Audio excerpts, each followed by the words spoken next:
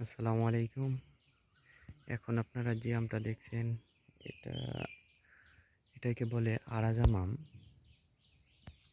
আমটা বেশ সুস্বাদু, কিন্তু আমটাতে প্রচুর আঁশ হয়। একটা সুন্দর একটা ফ্লেভার আছে। আমটা যখন পাকে তখন কালারটা চেঞ্জ হয়। তাছাড়া এই আমের কালার সাধারণত এরকমই হয়ে থাকে।